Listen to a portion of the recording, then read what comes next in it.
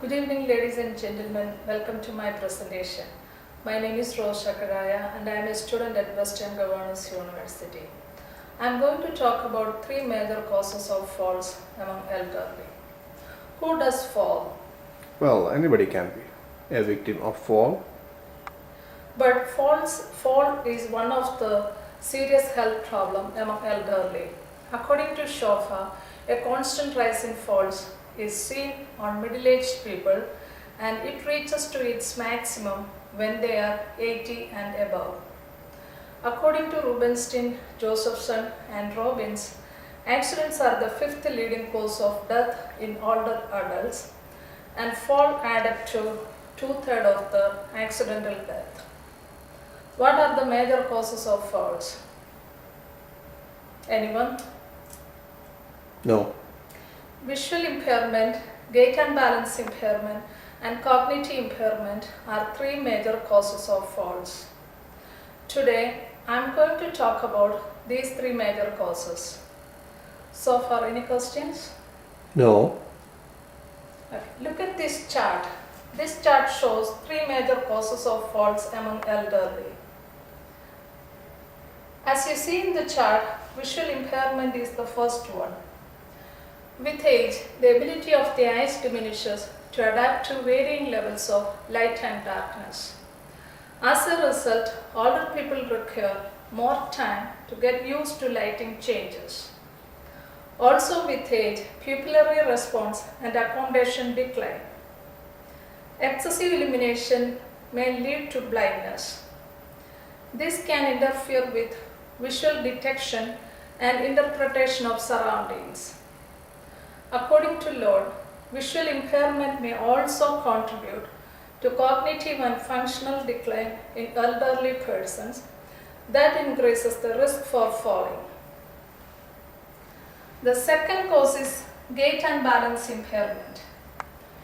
Gait and balance impairment with age makes daily life activities difficult.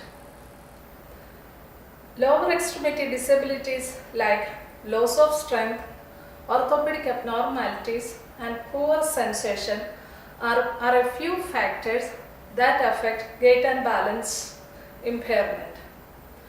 According to Rubinstein, a change in gait and balance affects speed, stepping height, and stride length.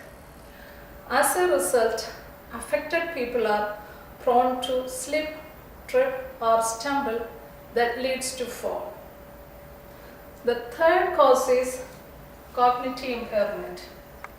Cognitive impairment, such as confusion due to dementia and delirium, can also increase the risk of fall.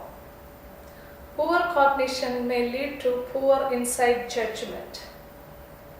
According to Rubinstein, Josephson, and Robbins, falls also occur when residents attempt to get out of bed to wheelchair and climb over the side rails. In short, in this presentation, my goal was to explain three major causes of falls. They are visual impairment, gait and balance impairment, and cognitive impairment. I hope this presentation was helpful to you. Thank you.